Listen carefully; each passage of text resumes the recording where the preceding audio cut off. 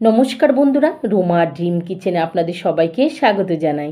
তো বন্ধুরা, আজকে নিয়ে চলে এসেছি ভীষণ মজাদার কাঁচা পেঁপে লাড্ডু রেসিপি নিয়ে। তো বন্ধুরা, একটা লাইক দিয়ে পুরো ভিডিওটা দেখতে থাকুন, আশা করি খুবই ভালো লাগবে। তো চলুন দেখে নেওয়া যাক রেসিপিটা। তো রেসিপিটা বানানোর জন্য এখানে আমি একটা বড় সাইজের কাঁচা পেঁপে নিয়েছি। পেঁপেটা এখন আমি একটা ছুরি দিয়ে কেটে নিয়েছি মাঝখান দিয়ে। তো দেখো বন্ধুরা, পেঁপেটাতে কিন্তু অনেকগুলো বীজ আছে।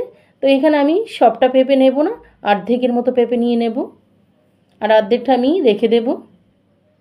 তো এখন আমি পেঁপেটা থেকে খোসাটা ছাড়িয়ে সুন্দরভাবে ধুয়ে পরিষ্কার করে নিয়েছি।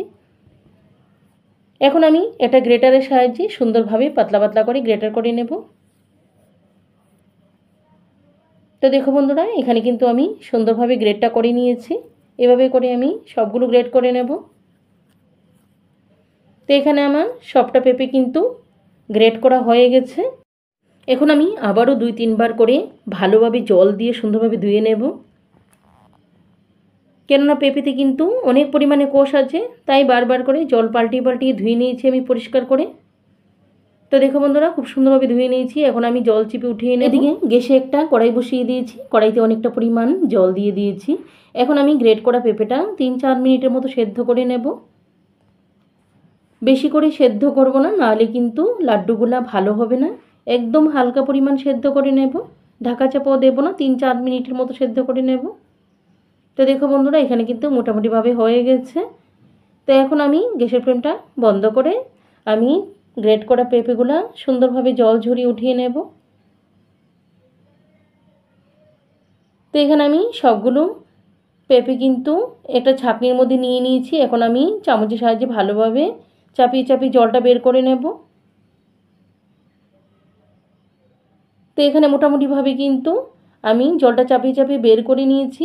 এখন আমি একটা প্লেটে ঢেলে নেব। এখন আমি আবারও হালকা পরিমাণ ঠান্ডা করে হাতে কিন্তু চিপে চিপে জলটা বের করে নেব। জল কিন্তু একদম রাখা যাবে না, নাহলে কিন্তু লাড্ডুগুলো একদম ভালো হবে না। তো দেখো আমাদের এখানে কিন্তু হালকা পরিমাণ ঠান্ডা হয়ে গেছে। এখন আমি চিপে চিপে জলটা বের করে নেব। এদিকে গ্যাসে কড়াইটা বসিয়ে দিয়েছি। এখন আমি চিনির ক্যারামেলটা বানিয়ে নেব। এখানে আমি 1 বাটি পরিমাণ চিনি নিয়েছি।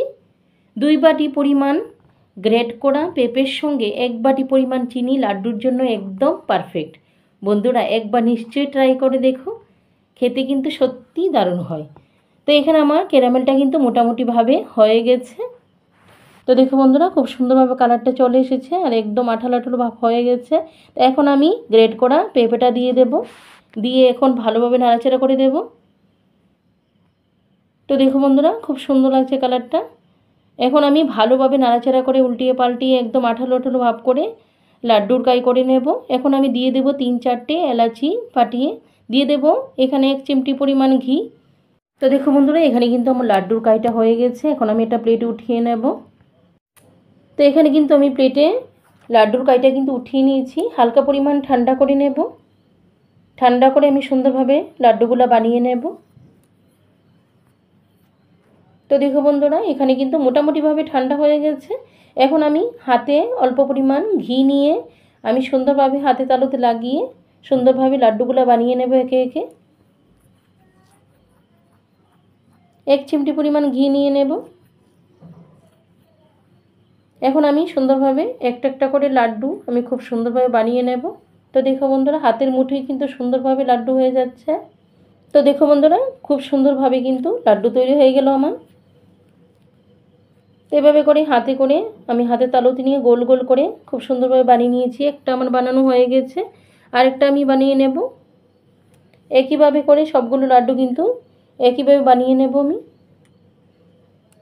তো দেখো বন্ধুরা, আরেকটা লাড্ডু কিন্তু আমার হয়ে গেছে। এভাবে করে আমি সবগুলো লাড্ডু কিন্তু বানিয়ে নেব। তো দেখো বন্ধুরা, খুব সুন্দরভাবে ঝটফটে তৈরি হয়ে গেল আমার কাঁচা পেঁপে লাড্ডু রেসিপি। বন্ধুরা, যাদের কাঁচা পেঁপে খেতে একদম ভালো লাগে না, তারা কিন্তু অনেক মজা করে খাবে। আর বিশেষ করে বন্ধুরা, বাচ্চারা কিন্তু একদম কাঁচা পেঁপে খেতে চায় না, তাদেরকে এভাবে লাড্ডু বানিয়ে দেবেন, অনেক মজা করে খাবে। তো দেখো বন্ধুরা, আমার কিন্তু কাঁচা পেঁপে লাড্ডুগুলো সবগুলো হয়ে গেছে। তো এখন আমি খুব সুন্দরভাবে আমি বাদাম দিয়ে উপর দিয়ে একটু সাজিয়ে নেব। হালকা পরিমাণ পিস্তা বাদাম আমি দিয়ে দেব উপর থেকে। দেখতে খুব সুন্দর লাগবে।